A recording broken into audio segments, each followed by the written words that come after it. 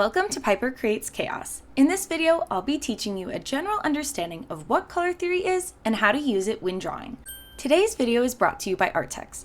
I'll be using their 90 acrylic marker set, which has the best tips you can ask for in my opinion, because they are all brush tips.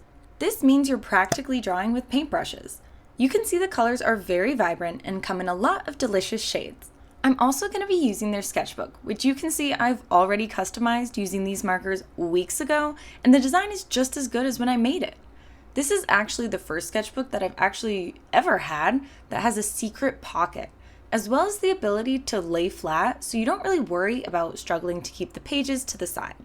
I recommend using a slightly thicker paper like these, just because it works well with not only acrylic markers, but also colored pencils and watercolor. First, I want to show you all the markers on paper so you can see the true range of colors. These 90 colors really act as a full scale from light to dark with even off-white, which I deeply appreciate because other sets that I've gotten haven't really had that. Let's talk about blending these markers. With acrylic markers, you're able to layer and completely cover the bottom color. Yes, light green can completely overlap dark blue without it showing through if you go over for a few layers. This is why it's hard to actually blend acrylic markers automatically. So, instead of only layering them, an easier way to blend is to color while it's still wet.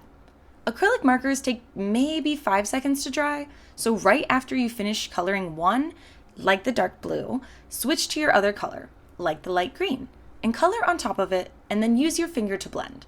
The best way to get a smooth blend is continuing this routine. But don't worry if some of the other color gets on the acrylic marker. This can easily come off as you continue drawing. So an extra sheet of paper may be helpful, but if you don't want to use that, you can also just use your hand.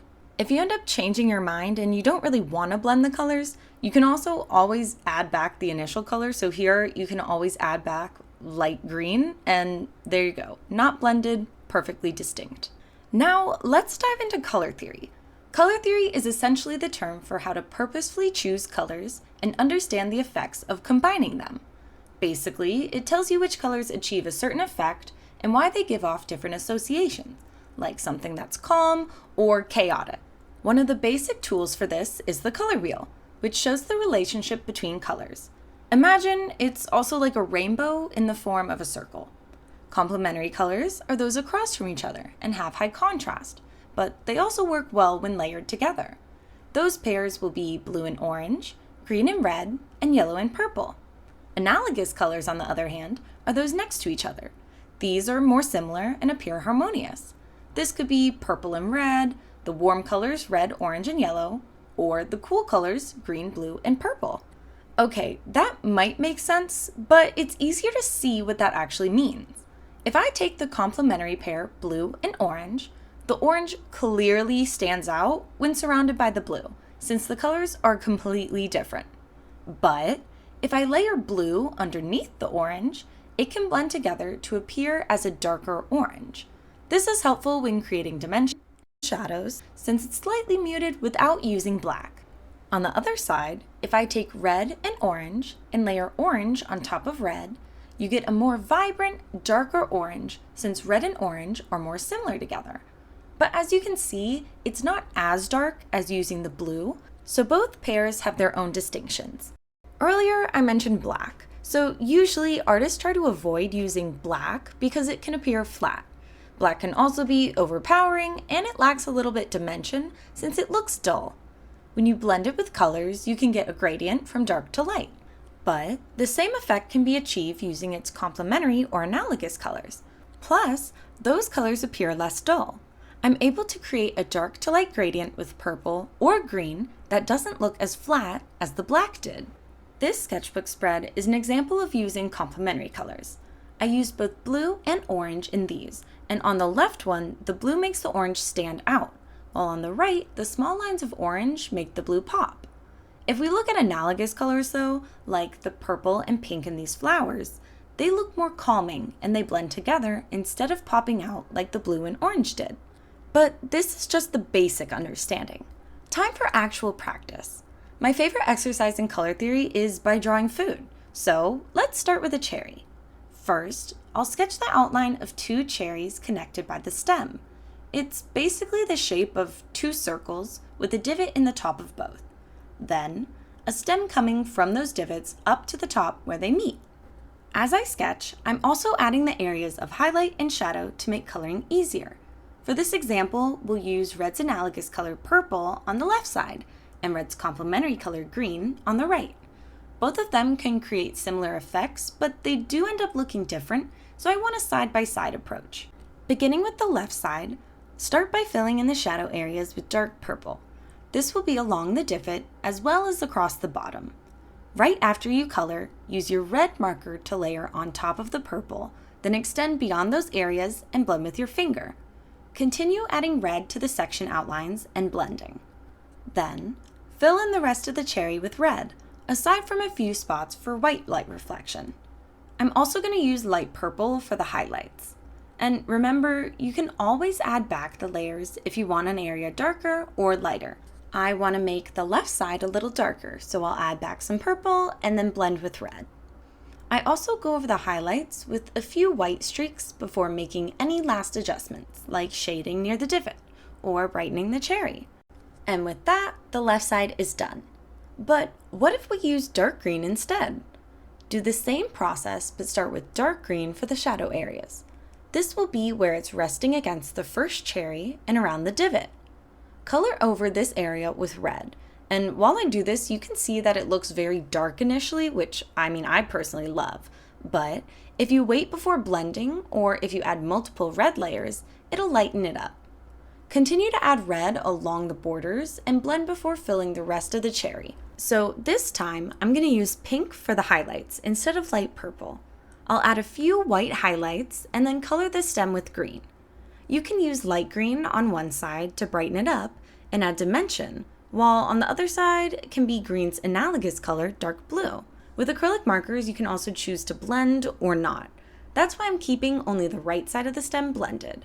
On the opposite side of the dark blue, you can keep going lighter by using a yellowish green, a yellow, or just a light green. Now's the time to make any edits that you want. Once you add shadows to the stem, then we're done. Moving on to our next exercise. Okay, now we're going to draw a green bell pepper. I wanted to focus on green's analogous color blue for this one, which is honestly one of my favorite color combinations. So to start off, begin by sketching out the pepper. Its shape is basically a disfigured ellipse clouded together with a stem coming out of the top. Acrylic markers are really magical because there are so many different ways to color this. So I'm going to color this one differently from the cherries. But first, I'll show you what it's like to color similar. So I'll take my green and I'll outline the pepper, drawing along the sections and the top. I'll start color blocking, meaning I'm going to color each section with dark, medium, or light green. Starting with the darkest green, I'll add these to the shadow areas, especially along the bottom of the pepper and where the sections meet the stem. Then, I'll take my base green and color in the second darkest sections. My base green is the medium green in between both dark and light. This will be next to the dark colored spots, but not along the sides or the middle. I'll take my lightest green to fill in the rest aside from the highlights. This will largely be the middle of the pepper and the stem. Now for highlights. Color around the outside edges of each pepper side and the top, or any area with highlights that we left blank. Lighter colors often need more layers to color over darker spots, so you may need to do a few. With the shadow and light guide done, let's go in with dark blue to color the shadows. Color the base green over top and blend with the lighter green. You can already see that the gradient is building up. Continue coloring with an even lighter green and blend this together. Do this for each side of the pepper, but leave the highlight areas clear. Go in and use your off-white colors like a very light green and draw in the highlight lines. Do the same with the stem. This is my preferred drawing style, the smooth blend, but it's not everyone's favorite. So let's turn this into a line drawing. Take the dark blue and mark the shadow areas again. Begin drawing lines with a yellow-green marker, starting to curve with the stem before drawing on the body of the pepper. You want the lines to follow the shape of the pepper, so they might curve slightly. Once you have the light areas marked, take a dark green and line the areas where the sections meet, like one side of the pepper with another or along the stem. Use your dark blue to draw dark lines coming up from the bottom before switching to your lightest blue to line the highlights. Analogous colors aren't only for making things darker. As you can see, it can also help choose which colors to add for highlights, like the light blue here, or for an accent. Add in the rest of the green lines until the pepper is filled. Take green's other analogous color, yellow, and line around the highlights before adding white. Once you finish with the lines, you're done. If you look back at the cherries, you can see that this pepper drawing is a very different style, but it still includes the concepts of color theory. Now, let's try the most extreme complementary pair in my opinion, yellow and purple. To do this, we'll draw a banana. I'm first sketching the outline in pencil, and the shape is like a crescent with two ends. The most important detail for the outline is the edge of the peel. You want it to run all the way from the top along a curved pattern all the way to the bottom. Plus, the third side should also come out of the bottom, curve slightly, and reach at the end. To color, begin with purple at the very top. This will be the shadowed area. Make sure it curves along the peel's crescent and then color over it in yellow. Already you can tell it looks like a muted yellow rather than a purple. Continue to layer the yellow and blend before adding the yellow along the other outline edges, especially on the bottom. I also want to show the difference between using the analogous color, so I used that combination on the bottom. I started coloring with orange on the smallest peel and then colored over in yellow. You can see that while it does make a darker orange, it's not as dark as purple and it's a lot more vibrant, so it's not as shadowed. Fill in the rest of the banana with yellow and color the highlights, and rightmost side with light yellow.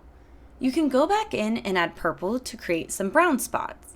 Begin with the purple line and then color over in yellow. To fill in the green tops, start with dark blue on the shadow side, curving around the yellow. Next, color over in green and blend. On the other side of the top, use light green since this is where the light's hitting. Add the same light green to the bottom end of the banana, and add dark blue to the edges of the peel sides before blending with green and further blending into the yellow. For the very tips, I use a combination of purple and brown and dark blue, just because I didn't want to use black. Take your white and add highlight marks on the tips and right side of the banana. You can also add it to the largest areas of the peel, but sometimes the white can be too bright, so you may need to blend back with your other shades of yellow. Add any other light details, and you're done. A delicious banana. The last exercise we'll do is grass. We're going to start by coloring a patch with both black and dark blue at the same time. This is a more efficient way to blend two colors, but it isn't very precise. I've added the colors that I'm using to the right, but I'm essentially using black, this dark blue, and then just in general, a dark blue, medium blue, and a light blue. Plus then I'll add in the complementary color orange later on. I'm going to first draw dark blue grass lines coming out of the patch. You want them all to be almost horizontal, layered in rows from the back to the front. Then I'll take a lighter blue, a base blue, and I'll do the same thing. You should draw the grass randomly and don't try to be exact and overlap the darker blue just because you want a variety, and that's really not how you create this patch. Then I'll color again with a light blue on top. These are all different shades of the same color, but they create a depth effect. Now let's add a few orange flowers to see how that changes the drawing. By adding orange, the complementary color, you bring higher contrast and a less calming feeling, but it still works together. And with that, your color theory practice is over. Hopefully you enjoyed these markers as much as I did, and thank you so much for watching. Let me know in the comments what you want to see next, and don't forget to subscribe for more. Plus, follow me on Patreon for weekly tutorials, and check out the description to get these markers for yourself.